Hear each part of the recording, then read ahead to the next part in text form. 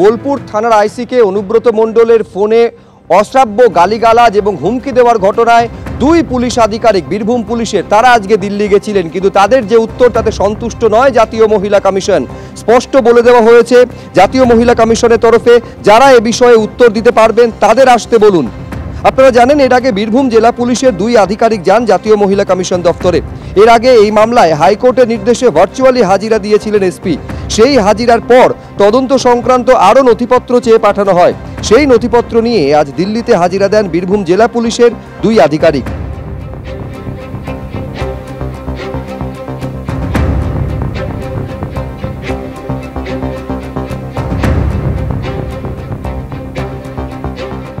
২৬-এর বিধানসভা নির্বাচনের আগে স্থানীয় সমস্যা সমাধানে জোর সরকারের। গতকালই মুখ্যমন্ত্রী মমতা বন্দ্যোপাধ্যায় এই প্রকল্পের ঘোষণা করেছেন পোশাকি নাম আমাদের পাড়া আমাদের সমাধান।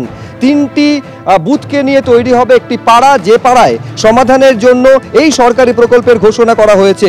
মোট ৮,০০০ কোটি টাকা বরাদ্দের কথা গতকালই ঘোষণা করেছেন মুখ্যমন্ত্রী মমতা বন্দ্যোপাধ্যায়।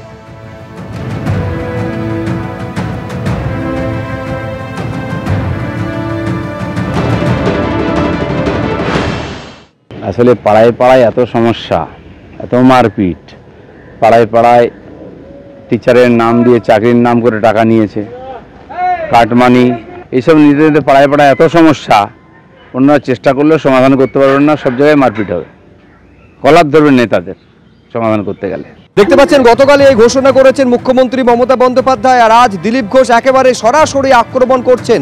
এত সমস্যা, এত দুর্নীতি রাজ্য জুড়ে তৈরি করে রেখেছে তৃণমূল। এই সমাধান করতে যারা যাবেন স্থানীয় বাসিন্দারা তৃণমূলের লোকেদেরই কলার ধরে ধোলাই দেবে, এইভাবে আক্রমণ করছেন বিজেপির প্রাক্তন সাংসদ দিলীপ ঘোষ। পাশাপাশি অর্জুন সিং একইভাবে তিনিও সমালোচনা করে বলছেন দুয়ারে সরকার ফেল করেছে, এবার পাড়ায় গেলে মার খাবেন তৃণমূল নেতারা। একেবারে দিলীপ ঘোষের সুরেই কিভাবে অর্জুন সিং আক্রমণ সারালেন।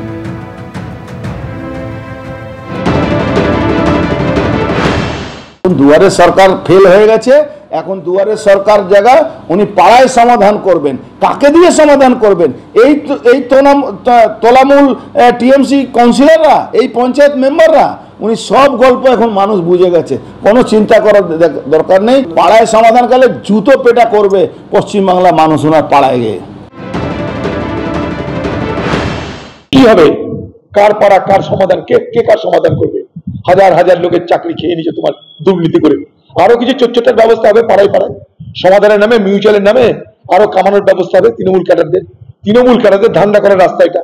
কারণ এর পিছনে পুলিশের প্রোটেকশন থাকবে। তৃণমূল এবার বিচারক হবে পাড়ায় পাড়ায়, গ্রামে গ্রামে তৃণমূল তার বিচার ব্যবস্থা বসাবে। ক্যাঙ্গারু কোর্টের জন্ম হবে। আমি বিচার করে দিলাম, তুমি থাকো, তুমি যাও, তুমি ঘর ছাড়ো, তুমি ভাড়াটিয়া হটো, ক্যাঙ্গারু কোর্টের জন্ম হবে।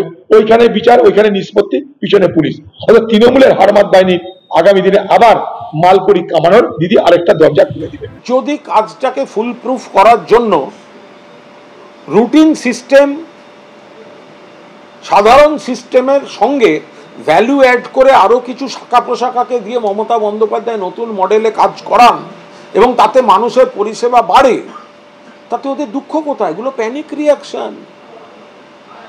বুঝতে পারছে মমতা বন্দ্যোপাধ্যায়ের এই পরিকল্পনা, এই প্রজেক্ট আবার পাড়ায় পাড়ায় পাড়ায় পাড়ায় বাড়ি বাড়ি মানুষকে স্পর্শ করবে, খুশি করবে। বিরোধীদের বাড়ির লোকেরাও তো সাড়া দেবেন এসবে।